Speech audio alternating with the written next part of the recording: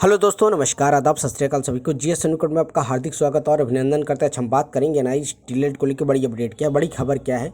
NIS ballot को लेकर 10 जून जो कल विद्यार्थी एनआईएस डीलेट के पहुंचे थे दिल्ली में, वहां क्या हुआ और नए शिक्षा देखेंगे आप।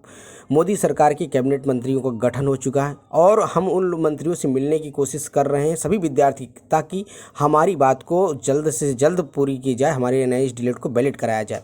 चलिए बात करते, देखिए, और आप सभी को एक साथ होने की ज़रूरत है, आप सभी को साथ की ज़रूरत है, ताकि ये डीलेट एनआईएस डीलेट वैलिड हो सके, भर्तियों में शामिल हो सके। पहली बात करेंगे कल दिल्ली की न्यूज़ क्या है। देखेंगे हमारे कल आपने देखा होगा कि वीडियो के माध्यम से जो बिहार से दीपक जी उन्होंने वीडियो के माध्यम से बताया था दिल्ली पहुंच चुके हैं। दिल्ली एनआईएस जितने केवीएस के विद्यार्थी हैं केवीएस संगठन में पहुंचे और भारत के कल आप देखा होगा कैबिनेट का गठन हो रहा है, तो उसमें ज़्यादातर बात नहीं हो पाई है, लेकिन अब एनसीटी और एचआरडी के अधिकारियों से मिलना है, बात और शिक्षा मंत्रियों से मिलना है और अपनी बात को कहना है और उन मंत्रियों से मिलना है जिन्होंने वादा किया था कि हम एनआईएस डीलेट के लिए काम करेंगे। तो चलिए पहले बात कर लेते हैं कौन कौन मंत्री हैं और उनके क्या चीज़ें हैं। आप देखेंगे कल मोदी का तीसरा मंत्रिमंडल का गठन हुआ था और धर्मेंद्र प्रधान जी फिर से शिक्षा मंत्री बने हैं। लेकिन अब आप विद्यार्थी इस पे कहेंगे धर्मेंद्र प्रधान जी हमारी बात को सुनते नहीं, लेकिन सुनेंगे अब, क्योंकि इस बार मोदी सरकार की वो वाला सरकार नहीं रहेगी जिसमें आप काम कर पाएंगे। अब सरकार को बात को सुनना पड़ेगा, वरना वो चीज़ें नहीं रहेंगी। गठबंधन की सरकार है, अब से ज़्यादा बिहार के विद्यार्थी हैं, बिहार के से विद्यार्थी वहाँ जुड़ रहे हैं, इसलिए सबको आने की भी ज़रूरत है, तभी हम एनआईएस डीलेट को वैलिड करा पाएंगे। और दूसरा चीज़, वैलिड कराने के लिए अब आप सबका सहयोग है। देखिए हम सुप्रीम कोर्ट के माध्यम से जो चल रहे हैं उसको तो ठीक है, लेकिन हमें अब थोड़ा सा रुख अपना क्रांतिकारी वाला रुख अपनाना है। हमको अपनी सरकार से अपनी मांग को रखना है ताकि हमारी बातों को मानी जाए। हमें अपने सांसद मंत्री जो नए नए बने हैं उनसे मिलना है और अपनी बात को रखना है कि भाई हमारी चीज़ों को माना जाए। दूसरी चीज़ आप देखेंगे चिराग पासवान जी जो पहले तो खेल और युवा मंत्री बने हैं, कैबिनेट मंत्री हैं, इनसे भी जब पहली बात बिहार के विद्यार्थी नए विद्यार्थी से मिले तो उन्होंने कहा हम अपनी बात संसद में पहुँचाएंगे और बात करेंगे। अब ये नए मंत्री का पद भी मिल गया है, तो अब इनसे भी मिलना है ताकि हमारी बात को मोदी मंत्रिमंडल में कहें और एनआईएस डीलेट को वैलिड कराएं, क्योंकि यही मंत्रिमंडल, यही मोदी सरकार थी जो एनआईएस डीलेट कराई थी। तो इसलिए अब इस मोदी सरकार हम लोग की बात इसलिए सुनेगी क्योंकि आप देखेंगे कि उत्तर प्रदेश में हर एक से समझ लीजिए सीट कम करने का आप देखेंगे तो 3-4 दिन से कंटिन्यू पेपर में भर्ती की बात की जा रही है, विद्यार्थियों की बात की जा रही, कहाँ पे चूक हुई, किस आधार पर एक सीटें कम हुई। तो ये बहुत सारी चीज़ें आप देखेंगे तो योगी जी हर दिन पेपर में कुछ चीज़ें निकल के आती हैं। अभी हम दूसरे वीडियो के माध्यम से भी और चीज़ें आपको अपडेट देंगे, लेकिन अब पहली बात है कि हमें सिर्फ अपनी डिग्री को वैलिड कराना है। टीचर भर्ती की एकदम खोले ओपनली कह दिया गया कि टीचर भर्ती इसी दिसंबर से पहले आ जाएगी।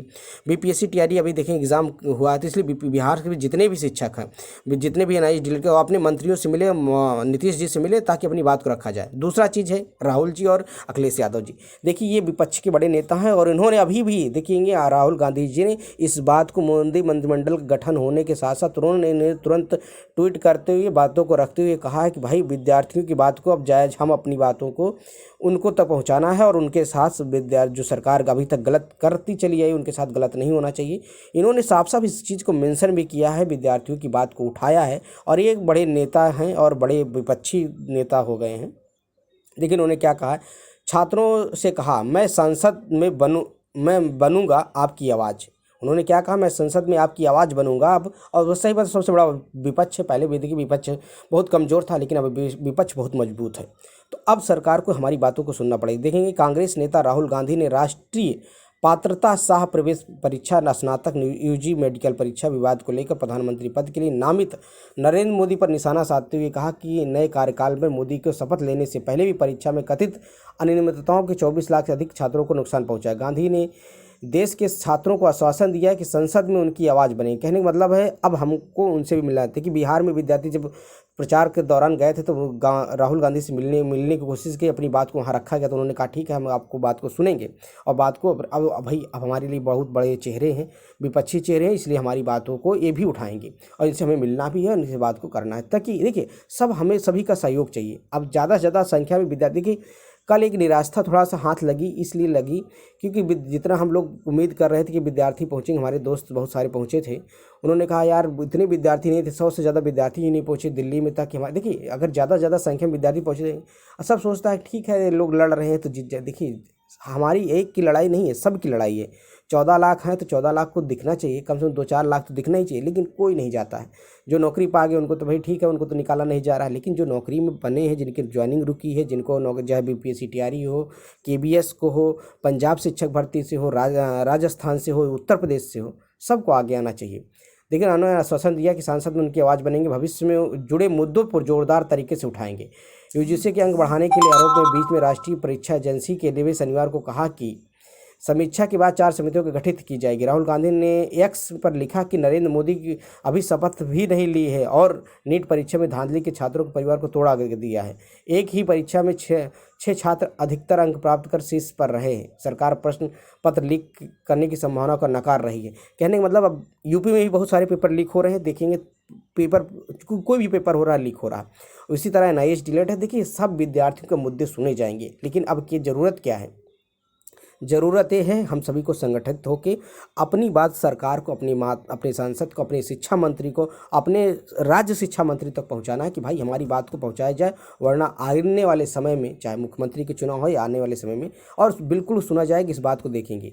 क्योंकि अब विपक्ष बहुत मजबूत है, राहुल गांधी तक मुझे अपनी बात पहुँचानी है। बस कहने का मतलब है बिहार से अभी समय देखेंगे तो चिराग पासवान जी हैं और भी नीतीश कुमार के जितने भी कैबिनेट मंत्री बने हैं, सबको अपनी बात पहुंचानी है ताकि हमारी बात को सुना जाए। और इसके लिए हमारे साथी लगे हुए हैं। अभी देखिए दिल्ली पहुंचे थे, दिल्ली में उन्होंने बहुत, देखिए और कुछ कहते हैं क्या काम कर रहे हैं। अरे भाई आप घर में बैठ के जब मैसेज कर देते हैं, कमेंट कर देते हैं, उल्टा सीधा बोल दे, इससे कुछ होगा नहीं। आपको साथ में आना पड़ेगा, साथ देना पड़ेगा, मीटिंग में, धरने पे सब चलना पड़ेगा, तब कहीं ना कहीं एनआईएस डिलीट वैलिड होगा। अगर चाहते हैं एनआईएस डिलीट वैलिड कराना तो आप अपने आप को अब साथ देना होगा, आर्थिक रूप से, शारीरिक रूप से, फिजिकल रूप से, हर तरह से आपको साथ आना पड़ेगा। ज़्यादा से ज़्यादा संख्या में उपलब्ध होना पड़ेगा, वहाँ पहुँचना पड़ेगा, अपनी बात को कहना पड़ेगा, तब कहीं ना कहीं सरकार सुनेगी। ताकि सरकार को इस बात का डर हो, क्योंकि इस बार के चुनाव के बाद सरकार को बिल्कुल डर है कि अब आने वाले समय में हमारी सरकार बचती है कि नहीं बचती, और विपक्ष भी इसमें मजबूत है तो हमारी बात को सुना जाएगा। दूसरी चीज़ देखेंगे, राहुल गांधी ने साफ साफ कहा है कि जितने भी विद्यार्थियों के मुद्दे हैं, वो किसी भी, चाहे बीएड के हों, चाहे एनआईएस डिलेट के हों, या नीट परीक्षाओं की या नकल की बात हो, सब पे हमको विपक्ष सवाल करना है और उसके बिल्कुल निस्तारित होना चाहिए। दूसरा अब आप देखेंगे कि हमारे यहाँ के उत्तर प्रदेश के मुख्यमंत्री जी, जब से यहाँ पर सीटें भाजपा बीजेपी कम हुई हैं, एकदम तिलमिला गए हैं, और अब जान गए कि मंदिर मस्जिद का मुद्दा से हम वोट नहीं पाएंगे। क्योंकि आप देखेंगे अयोध्या में हारने के बाद, अयोध्या के साथ पूरे उत्तर प्रदेश में इनके समझ लीजिए कि शिकस्त होने के बाद, अब योगी जी इस बात को बार बार हर दिन पेपर में आप देखेंगे, पेपर उठाएंगे तो आप भर्ती की बात होगी, नकल माफिया की बात होगी, बीएड एनआईएस डिलेट की बात होगी। हर बात पे चर्चा चल रही है कि भाई कहीं ना कहीं अगर विद्यार्थी नाराज़ है तो किस कारण नाराज़ है। अगर हम हार रहे हैं तो क्योंकि आने वाले 2027 में मुख्यमंत्री का चुनाव है, इसीलिए अब एनआईएस डिलेट वैलिड भी होगा और भर्ती भी आने वाली की संभावना विद्युत है। आप इस 80,000 शिक्षक भर्ती की बात एकदम स्पष्ट हो चुकी है। शिक्षा चयन आयोग का गठन भी हो चुका है, तो उत्तर प्रदेश में भर्ती आने, इसलिए जितने भी एनआईएस डिलेट के विद्यार्थी जो सो रहे हैं, बस वो कमेंट करते हैं कि ऐसा होना चाहिए। विद्यार्थी हमारे जितने भी संख्या, चाहे उत्तर प्रदेश के हों या बिहार से हो, और या फिर उत्तराखंड के हों, राजस्थान को, इसमें देखेंगे केबीएस के जो जितने विद्यार्थियों को ज्वाइनिंग पत्र रोक दिया, वो सारे वहाँ दिल्ली पहुँचे थे। 185 विद्यार्थियों को, वो 187 विद्यार्थियों का ज्वाइनिंग पत्र रोका गया था, वो सारे वहाँ पहुँचे। तो कहने का मतलब अब हमें अपनी ताकत को दिखाना है, स्टूडेंट की पावर को दिखाना है, हमें सरकार तक अपनी बात को पहुँचाना है और मनवाना भी है कि हमारे जो एनआईएस डिलीट कराया गया है कि आपकी सरकार ने कराया, अब इसको आप कुछ करिए। जब देखिए सरकार चाह लेगी तो सुप्रीम कोर्ट तुरंत अपने फैसले को बदल देगा, क्योंकि सरकार ही तो, एनसीटी जवाब ही नहीं देती है, एनसीटी कोई अपनी बात को रखता ही नहीं। अरे भाई आपने एनआईएस डिलीट कराया, 2 सत्र सेशन में कराया, 6 माह का प्रशिक्षण नहीं कराया, तो उसके लिए आप उस बात को कहिए ना कि 6 माह का प्रशिक्षण ऑलरेडी था और इनको नई भर्तियों में शामिल करने उस समय भी बात की गई थी। अब आप मुकरते हैं, आप बात को बिल्कुल अनदेखा करते हैं, विद्यार्थियों के साथ खिलवाड़ कर रहे हैं। तो कहीं ना कहीं अब हमारा मुद्दा बिल्कुल तेज़ी से आगे बढ़ाना चाहिए और 1-2 महीने के अंदर इस चीज़ को एकदम स्पष्ट हो जाना चाहिए। क्योंकि जुलाई, देखिए 17 से 20 जुलाई के बीच में एनआईएस डिलीट की सुनवाई होनी है, 19 जुलाई को डेट लगी है। उस ट्रांसफर पिटीशन में सारी चीज़ें स्पष्ट हो जानी चाहिए, रिव्यू पिटीशन में भी सारी चीज़ें क्लियर हो जाए, सुप्रीम कोर्ट का जजमेंट बदले, ताकि बीपीएससी टीआरई 3 में विद्यार्थियों को मौका मिल सके। और जितनी भी भर्ती आने वाली सबको मौका मिले, जिनके ज्वाइनिंग पत्र रुका है उनका भी रुके। तो ये सब आपके सहयोग से ही होगा, याद रखिए, बिना आपके सहयोग से, सभी के सहयोग से। इसलिए देखिए कल दीपक सर भी इस बात को कह रहे थे, भाई आप ज़्यादा से ज़्यादा संख्या में पहुँचिए। अब देखिए निराशा हाथ वहाँ लगती है जब आप ज़्यादा से ज़्यादा पहुँचते नहीं हैं, तो फिर सरकार भी हमारी बात को अनदेखा करती है। तो इसीलिए सभी से निवेदन भी है, सभी से अनुरोध है कि आप ज़्यादा से ज़्यादा संगठन के साथ शामिल हों, हर जगह पहुँचने की कोशिश करें और सहयोग करें। खबर यही थी। वीडियो पसंद है चैनल को लाइक करें, ज़्यादा से ज़्यादा अपने दोस्तों में शेयर करें। शिक्षक भर्ती पल पल के अपडेट के लिए चैनल को सब्सक्राइब कर लें, और किसी भी अपडेट के लिए आप चैनल से जुड़ सकते हैं। और जो भी किसी भी ऑथेंटिक न्यूज़ आती है हम आपको वीडियो के माध्यम से सूचित करते हैं। मिलते हैं नए वीडियो के साथ। जय हिंद साथी, नमस्कार, सभी के दिन शुभ हो, और उम्मीद करते हैं कि आप लोग जुड़ेंगे और NIS डीलर को वैलिड कराएंगे। जय हिंद साथी, नमस्कार सभी को।